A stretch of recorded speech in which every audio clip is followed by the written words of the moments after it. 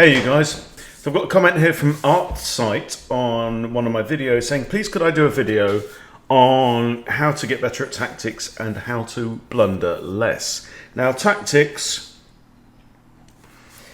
is really a case of training. You just have to try, play a lot of games, but particularly play a lot of puzzles. So my advice for improving at tactics is, if you can, if you're like particularly if you're sub 1000, join Chess Bootcamp Live and go through the tactics training on there, because it's really good to see lots and lots of real world examples of the same kind of tactical ideas, but in lots of different scenarios. Also, do your daily puzzles. Do a puzzle rush survival every day, and you will learn to see the patterns. They will come up. But really, you know, tactics is pattern recognition, and there's no shortcut to that. You have to rewire your brain. You have to put those pathways in your brain to say, oh, I recognize that's a pin, there's a fork opportunity, there's a risk here, this defender's overworked, all kinds of things. You know, if I remove the defender of that, I can do this, and so on. It will come as you train and practice. Okay, how not to blunder is a different thing. So what I propose to do in this video is I get sent games all the time by people in the Chess Bootcamp Club, people in Chess Bootcamp Live, and this one is from the Monty 90. Now, all I know about this game, I know white wins. Right, these are both players in the 800 to 900 rating band. Okay, so we're going to go through this game, and as we go through, I'm going to try and explain how not to blunder.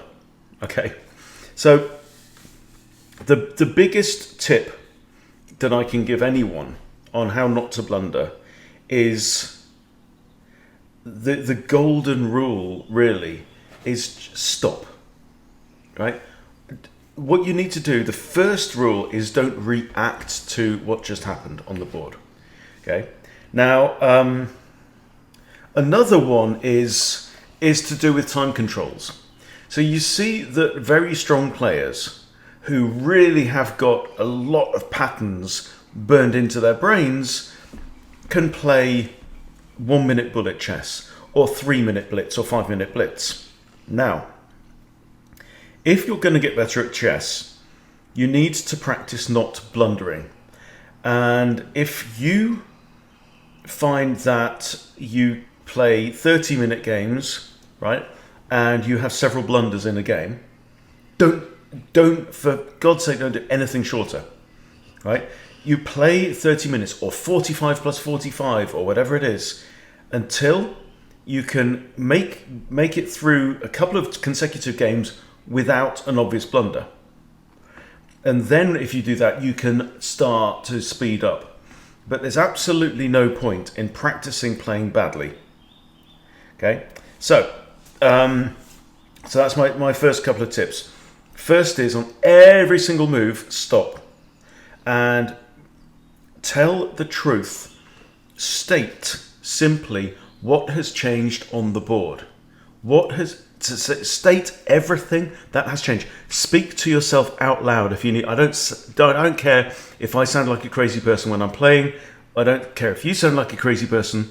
If you're talking to yourself all the time, do it. It really works. So what I'm going to do now is I'm going to go through this game that I've never seen before, and we're going to look for, I'm going to try and, I'll pretend that I'm white, for example, so I get to win. Well, hey, right? We have e4, e5, knight f3, knight c6, and the Italian game. Okay, bishop c4, right? So what's changed with this? Well, black needs to be aware that the bishop is looking at f7. The f7 pawn is defended only by the king at the start of the game. Look at this, right? Start of the game. These pawns are weak because they're defended only by the king. Freddy on f2 and Freddy on f7, right? These pawns are defended only by a bishop. Okay, this pawn's defended once only by the rook, and so is this one only by a rook. But the rooks don't tend to move in a hurry. You know, they've got nowhere to go. The rooks literally can't move. But the queen's bishops, particularly when they move out of the board, also the king's bishops, right? Remember, they are the sole defenders of these. And the other one is this pawn. Now, the D pawn is very well defended. It's defended 4 times. 4 times. Knight, bishop, queen, and king, all defending that pawn, right? That pawn has no troubles. This pawn's defended 1, 2, 3, 4 times. Okay? So these are super well defended squares. These are weak squares. F, G, B. Just remember that. Okay, so anyway, back to this. So the bishop comes out, the bishop's looking at F7. We need to be careful. Also, notice the knight is only 2 jumps away from F7. Now, black develops a knight, kind of inviting the fried liver attack, possibly. Now here, in general, yeah, I mean, you know, throwing the knight in there, sub 1000, I wouldn't be surprised to see it. But in general, you want to keep developing. Why? Because as you bring your pieces forward into the board, you control more of the important squares on the board. That gives you more options, your opponent fewer options. Simple. So knight c3 here from white, very good move. Black now plays a slightly cowardly pawn to h6. It's one way of stopping the knight coming in here. All right. I don't think it's the best way. So if I was black here, let's flip the board, right? If I was black here, white is 2 moves away from this. So I think a much better move would be to bring the bishop out, just in the same way that white has done, and then you can castle, and then the rook defends that square. Okay, so if here, knight here, castles, rook is then on f8 and can defend that square. Now if white wants to go in, they have to trade a knight and a bishop for a pawn and a rook. Now nominally, that's like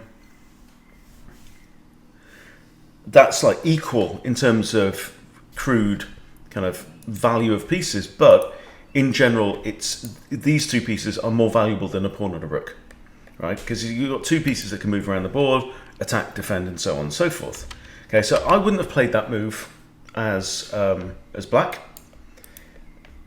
because he's trying to stop the knight coming in. I get it, right? But it's not the best way. You don't want to move pawns. If you can possibly develop and achieve something you want to do, that's much better. Anyway, now we have d3 from white, opening up the dark squared bishop. Can't draw arrows today. And now we have b7 pawn, b7 to b6 from black. It looks as though maybe black's looking to fianchetto this bishop, but white does have a light squared pawn chain. This bishop would actually be better here, right? Behind this row of pawns. If the bishop is anywhere here, right, what's it doing? It can't get through the pawn chain, and it can't access any of the squares next to the pawn chain because it'll get captured by the pawns, right? So I would be thinking this. Pin the knight on the queen. Much better idea. Anyway. Now the knight comes in. Yeah, I probably wouldn't have played this myself. I think, in general, I'm working quite hard these days on just complete development. Complete development, bring all your pieces out, and then you start to attack. This is slightly premature from Monty. We could have an exchange of knights here. Monty just pushes ahead, black just pushes ahead with bishop b7, which was his plan. Not fantastically useful place for the bishop, for reasons that we've already mentioned. Okay. Now white takes and queen takes. Right. This is all kind of normal. Now bishop e3. I would have played this slightly earlier. Black castles, gets the king safe. White castles, long. So from this, I start to think, okay, white's idea is going to be want to throw these pawns up the board. Black's idea is going to be to want to throw these pawns up the board, right?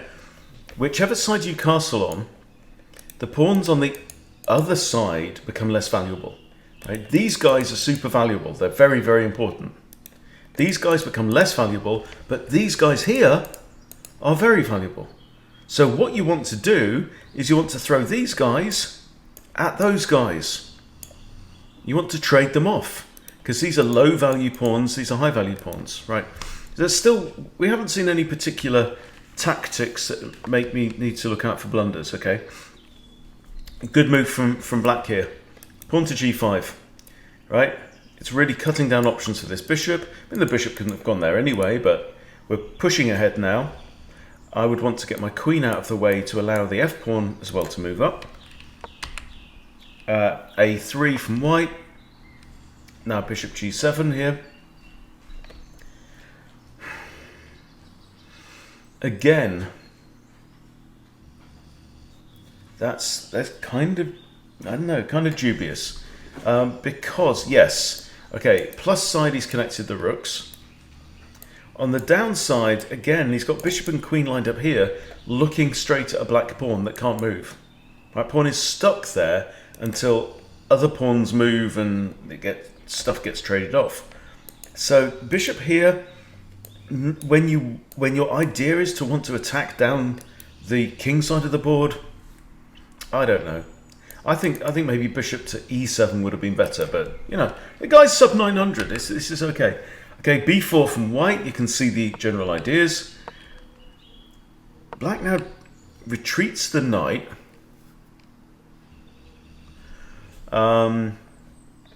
Possibly running from shadows a bit here. Worried about pawn to b5, but you know what?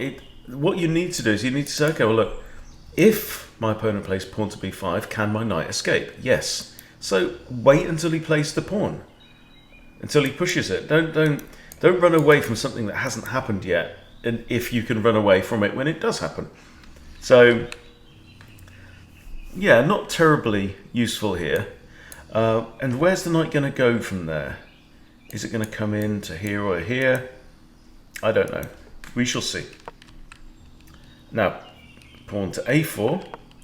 I noticed that white played this earlier on. I guess the idea of this was to prevent the knight or the bishop from coming to this square. And then b4 is pushed. The knight now retreats. Now, the other thing is the knight was looking at that pawn, and now it ain't looking at the pawn. So that now allows white to push a4. Because the knight that was here would have been attacking that. Now nothing's attacking that. So now we're going to be looking to move up and get our pawn storm in. d5 now from black.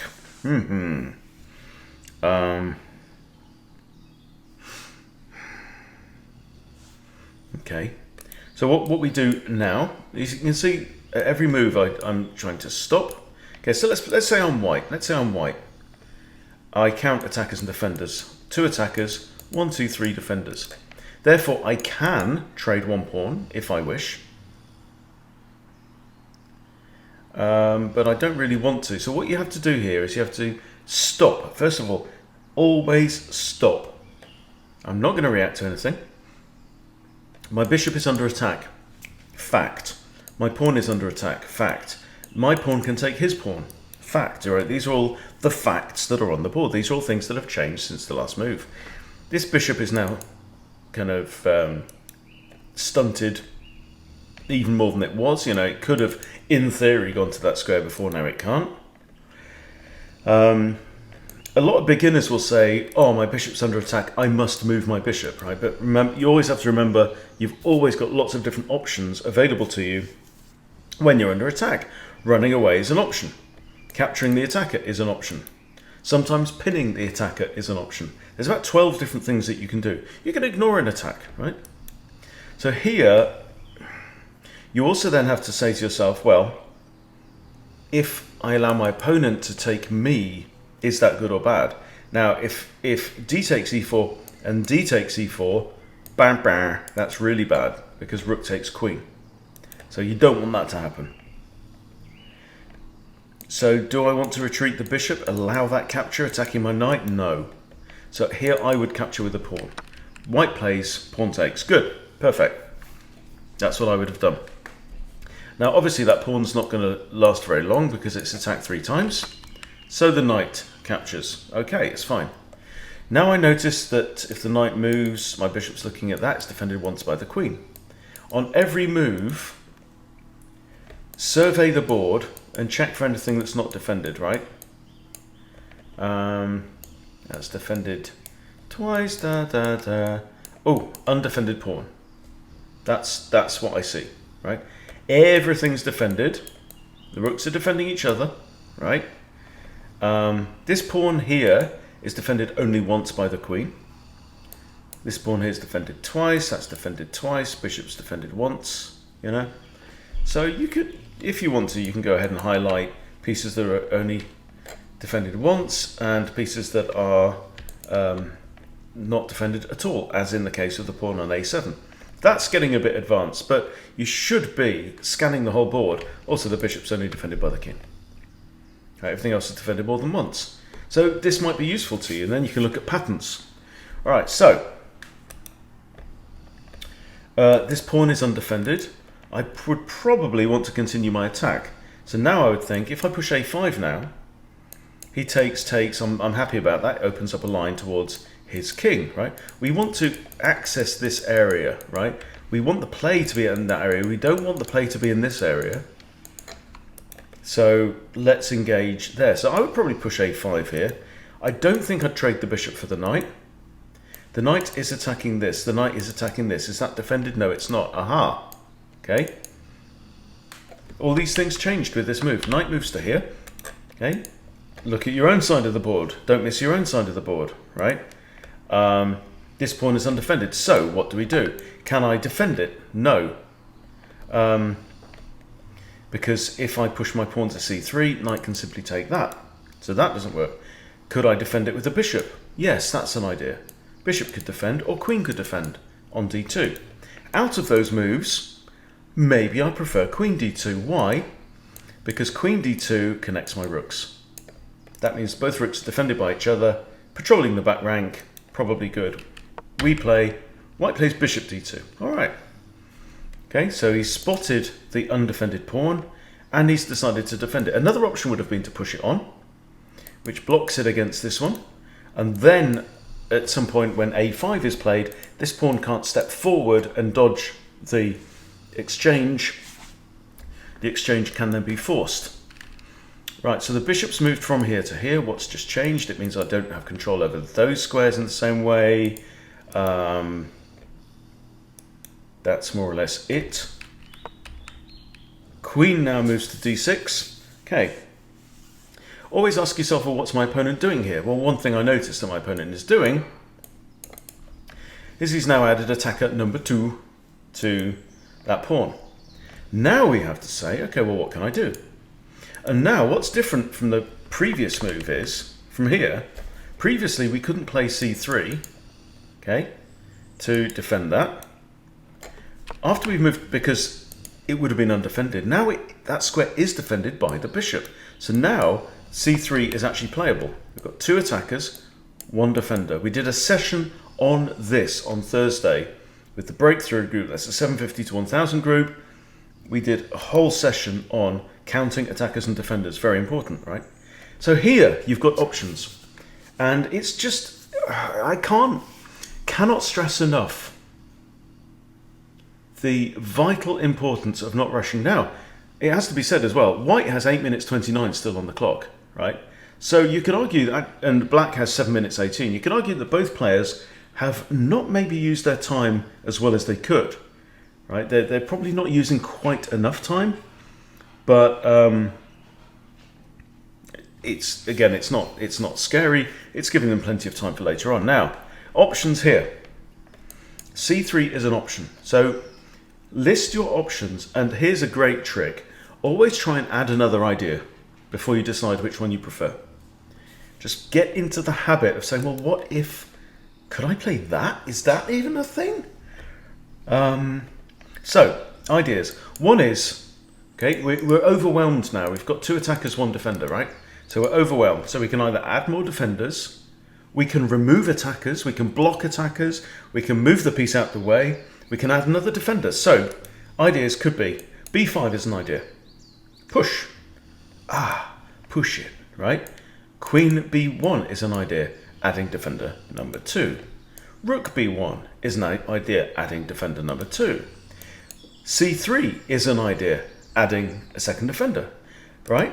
Bishop takes knight is an idea. So what you have to do is you have to break it down and say, now I have identified a problem. My problem is I have an overwhelmed pawn, 2 attackers, 1 defender. Okay. And breathe. And relax. Right? We don't panic. I panicked in a game I played the other day. This French defense against somebody rated under 1,000. Got myself into all kinds of pickles. And I missed a counterattack. Right?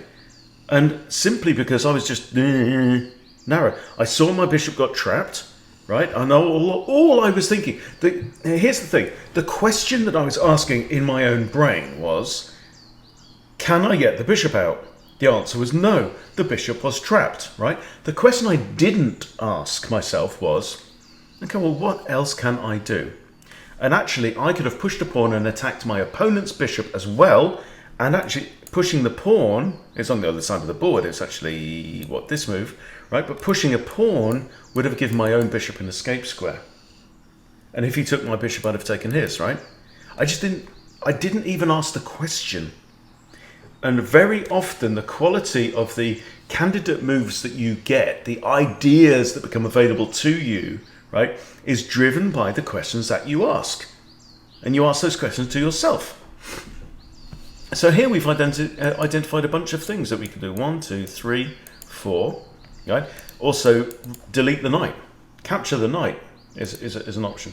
Out of all these, which do I fancy? c3 is okay, but it means that I've then got a piece that's left defending a pawn. Maybe not ideal. I kind of fancy b5, but let's see what white does. b5! Haha! Alright, and now, okay, so always be thinking, what is my opponent's best move? Now, this is a good move from black. Right, and I actually missed it, right? Because he threw in one move here, and we've dealt with it, and what we've missed is this idea. Boom, boom, right? Now, why is this a problem? Because there's actually a double attack going on here. This is a double attack. With the pawn moving from here to here, there's 2 important things that you need to spot. There's probably a lot more things that have changed, but one is the pawn attacks the knight, and the second is, haha, bishop attack the rook. This is a problem. This is a problem now. What do we do? Do we save the rook? So rook c1 makes sense. Line up with the king, all right? Allowing our opponent to take the knight. If our opponent takes the knight, queen takes. Definitely. Why queen? Connects the rooks on the back rank, completes development, right? Also, if from the queen here, it's looking at a pawn that's undefended. I see that. You could take the pawn. If black takes your rook, you can then go ahead and take the knight. Takes, you know. So you've got a pawn and a minor piece for a rook. And then maybe queen could recapture. But you can only figure out if that's good or equal or bad or whatever if you calculate it through. So let's think about this, right? I take the pawn. He takes rook, obviously. I take knight. Now queen's still attacking the bishop. If at any point if the queen's here is looking at that rook, right? It's defended only by that rook. Maybe. We shall see. If I can persuade this rook at any point to get off the back rank, that rook might end up hanging. But, so takes. Probably just takes, actually. And we've got ourselves, and the knight's then under threat. That's probably what I would do. The other option is save the rook. Pawn takes knight, queen takes pawn. We're down -2 there, right, in terms of material, because the knight's worth 3, a pawn's worth 1. If we save rook, that's -2. If we take here and takes and takes, that's -1. See? Because we've got ourselves a pawn and a bishop for the sake of a rook, so that's what I would do. Yes, and that's what white does. Excellent. Okay. Yeah! See? We thunk it through. Good thinking. Now, things I notice. The knight's under attack once, twice. Right? This rook must defend this. This is another level of thinking, right? To say to yourself, okay, that rook's under attack by Her Majesty. This rook must defend that rook. If this rook comes off the back rank, it's curtains for rook on the h8. What else do we see? Knight's under attack twice. Knight is probably going to have to move. Knight can't go there or there.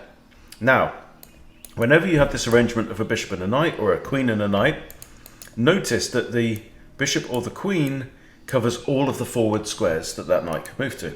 The knight could technically move here. It's defended by a pawn. All right, so he might go there, he might go there, he might go here. My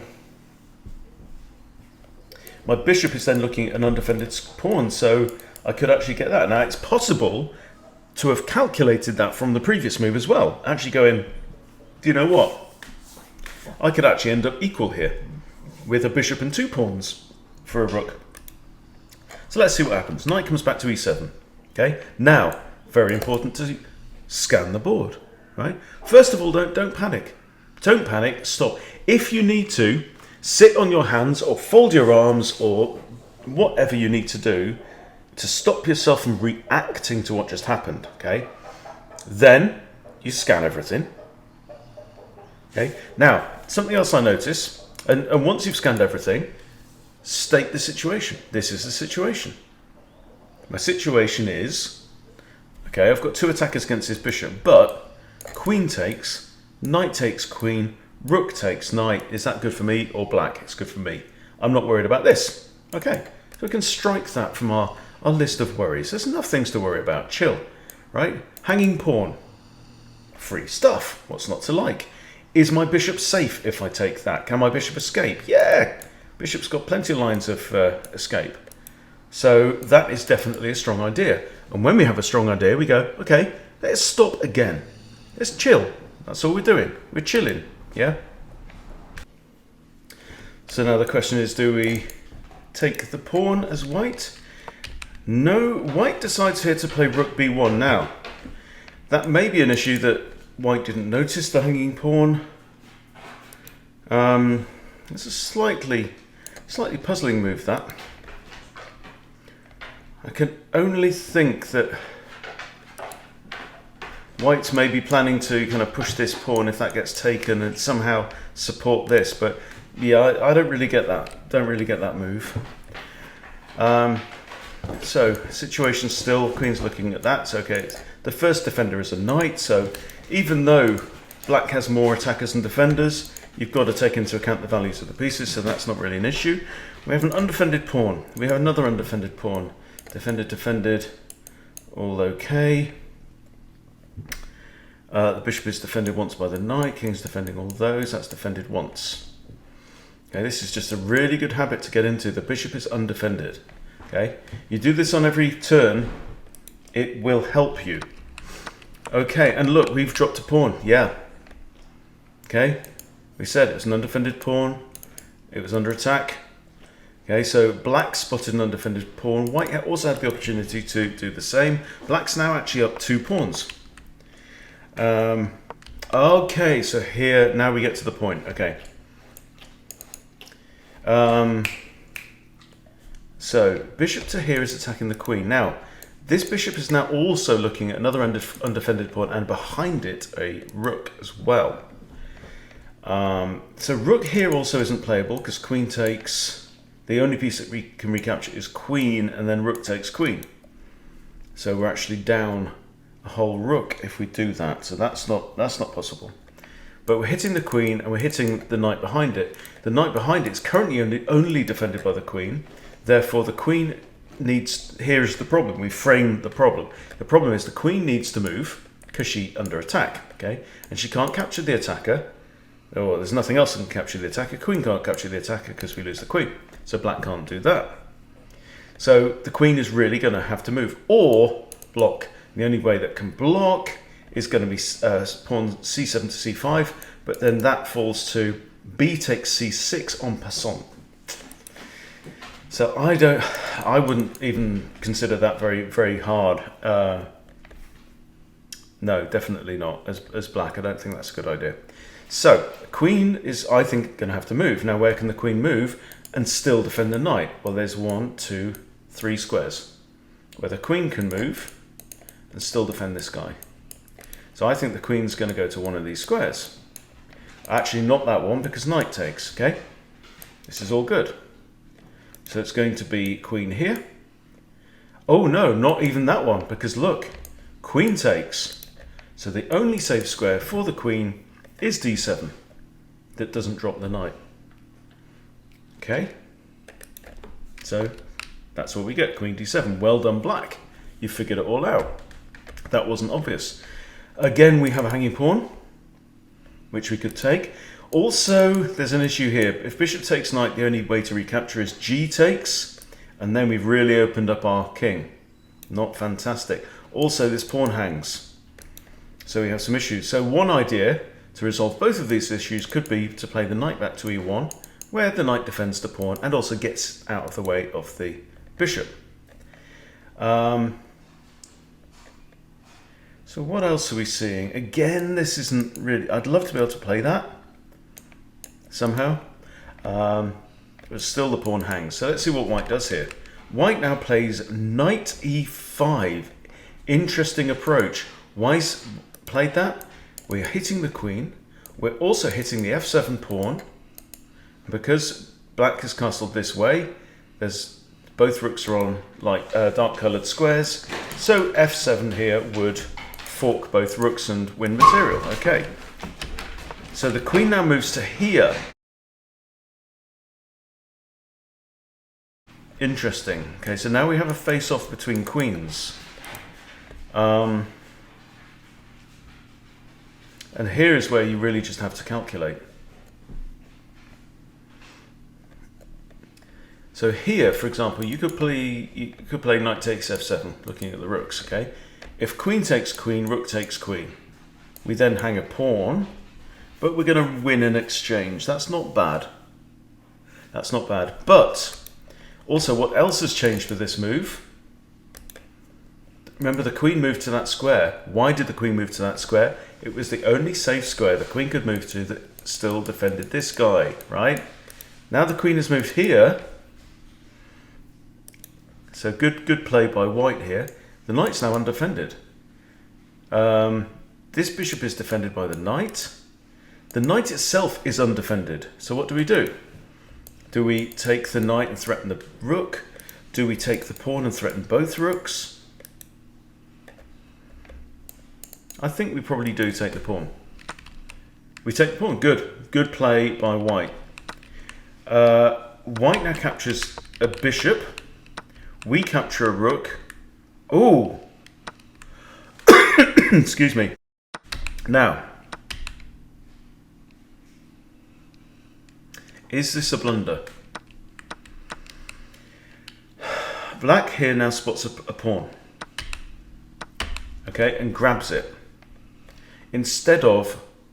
Well, it couldn't actually grab the knight because the queen defends the knight. That's good. Material is currently equal.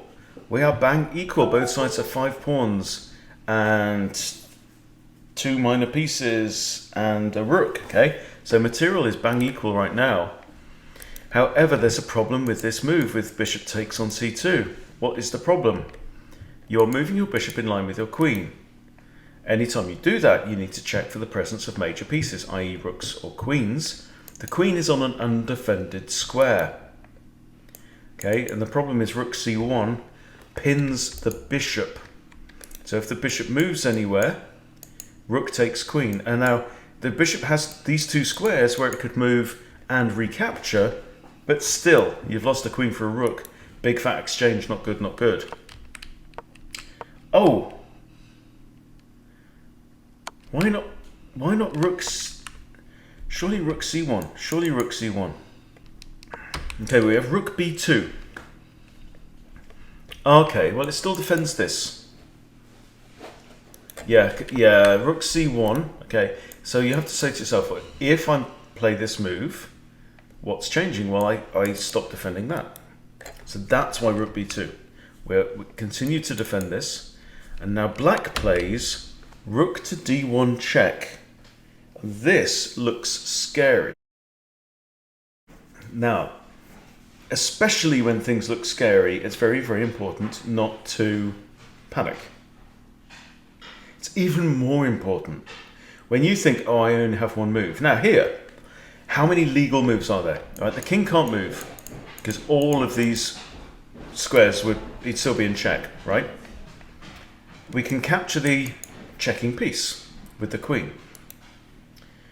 And then the bishop can recapture. So we go down the exchange. We could block with the bishop, but then rook takes queen.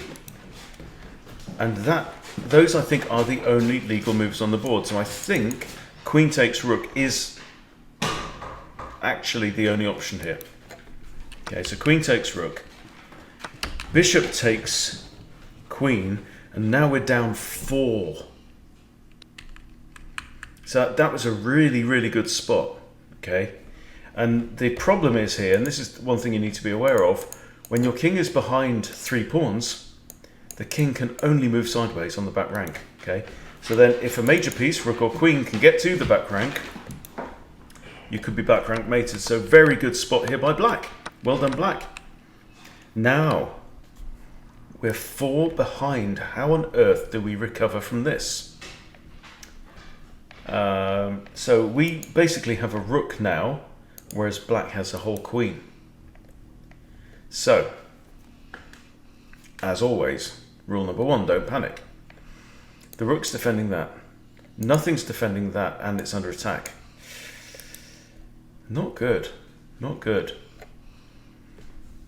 So, you know, did we blunder here? See, I thought that was a mistake by black, but actually lifting the rook off the back rank was a mistake, and you've got to be very, very, very careful about coming off the back rank. Particularly, you know, you have to notice my opponent has a rook on the open file. So, but having said that, the rook's the only defender of that, so what do you do? Maybe queen b2. So the queen defends the bishop. Or bishop takes knight on e7. Could have been better. Bishop takes knight, bishop takes rook, king takes bishop. Equal. And then queen takes bishop. We actually win material, I think, that way. Right? So that might have been a better move. So that's really, you know, how not to blunder. List all the possible moves, right? Figure out which is the best one and play that. Okay? That's, you know, it sounds super, super simplistic, but that's actually the way to do it. Now, that stuff takes time. Here, this move from me, that would have been a blunder because the rook here. But even then, actually, my rook's still on the back rank. So even if the rook had come down here with check, I just takes, happy days. And then I can actually get a free knight. So even that would have been a better move than rook b2, right? So anyway, we have this, we have this, we have this, we have that. Now pawn to h2, creating an escape square for the king. We get that. We've got to be really careful about our pieces though. Okay, currently this is the only undefended thing. Also technically the rook is undefended. The knight is also undefended. Black comes in with a knight. Now, this is a fork on bishop and knight, but drops the bishop. So probably what you want to be doing now is moving the bishop. That also drops this pawn behind it. This is difficult. This is difficult now. We have a dark squared bishop, so we have actually an opposite coloured bishop scenario. Our opponent currently has both you know, all their pieces on light squares, which makes it hard for the bishop to attack anything. But yeah, still I think, yeah, obviously we want to bring this knight back into the game somehow. We also want to keep this bishop protected. You could just drop the rook back to b1 and threaten to take the bishop. If queen takes, you take the knight, but you've also got take the bishop, knight takes. So here we play bishop f8. Okay, that does give up this pawn. Now h5 is pushed. Knight to f7. So the game doesn't go on much longer than this. Bishop takes the hanging pawn. Bishop comes to here. Oh, I mean, that is just a blunder, right? So this is what you have to do. Also notice 4 minutes 16 on the clock from white. Oh, okay, no. I do notice that after pawn takes, the queen and the king are in line with no pawn between them. Was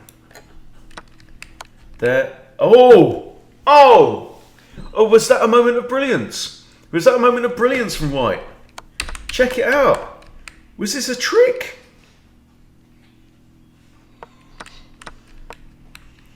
So it wasn't a blunder at all. So I was about to say, careful where you put your pieces. Oh, I think white has just pulled one out of the bag. Black snapped up. Now, check this out. Black has 3 minutes 40 on the clock. He used 13 seconds to think about this move. Before you play any move, you should play it over in your mind. It's okay. Right, first of all, the question is, why did my opponent do that? Especially if it looks stupid. Why did my opponent do that? Okay, what are my candidate moves? Okay, well, one is to take the bishop. If I take the bishop, what's the worst thing that my opponent could do in response to me? Oh, yeah, so I noticed that the king, queen are in line. What I didn't notice is they are 5 squares apart, right? And that is a knight forkable arrangement. And lo and behold, there is a knight lurking ready. Bang, bang, brilliant play in an extremely uncomfortable situation. And black resigns. Black here resigns in disgust. Wow, interesting. So you can see, like, even playing through at this speed, there's a few things in that game that I missed from talking it through. But definitely a load of fun. So, and the other thing that you should probably do on every game is run the review. Well, it's like a Christmas tree, this one. There's so many blunders, okay? Okay, so this is a blunder. That's a blunder. And why? So look at any blunders, particularly that you make in a game. Don't look at inaccuracies and all little fiddly stuff that the computer says, you could have done that a bit better. Shut up, computer. We're not interested, right? There was a better way to defend the knight. The best move was...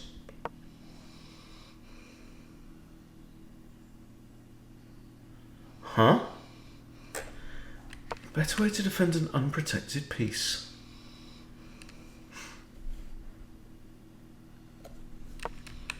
With this, what's the issue? Knight comes in attacking the... Well, that's what happened. The knight came in attacking the queen. Queen f4 is best.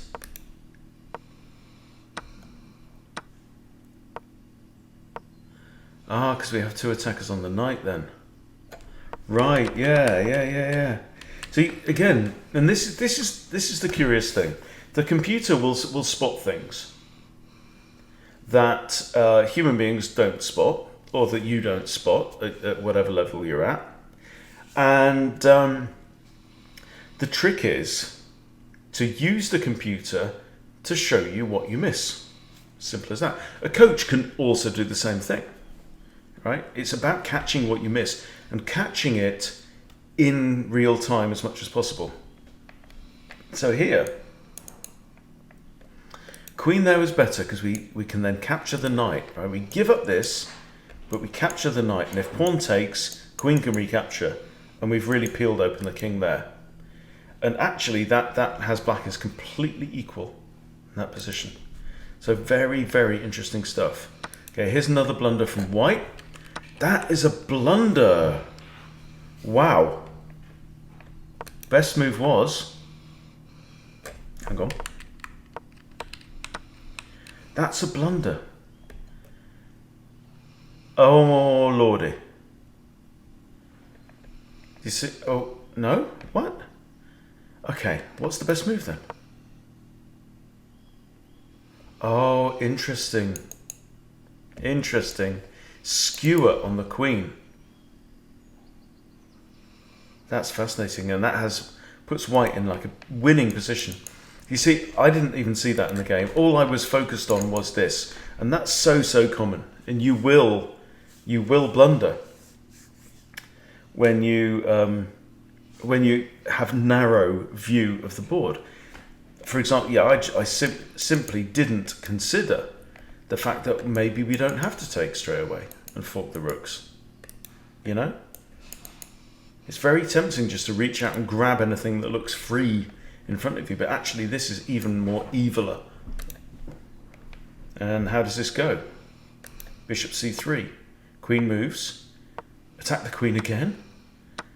Then take the knight for free, trade queens. And we're up +1 in material. Interesting stuff, you know? And of course, this was a blunder. This, however, was not a blunder. It says it's an interesting move, but not the best. Okay, however, we're not playing stockfish. We're playing human beings, flesh and blood, right? And our opponent here took just a few seconds and fell for that. Excellent, great stuff. Very interesting. So to the commenter, I hope this has been useful for you. Everyone else, thanks for watching. I'll see you all soon.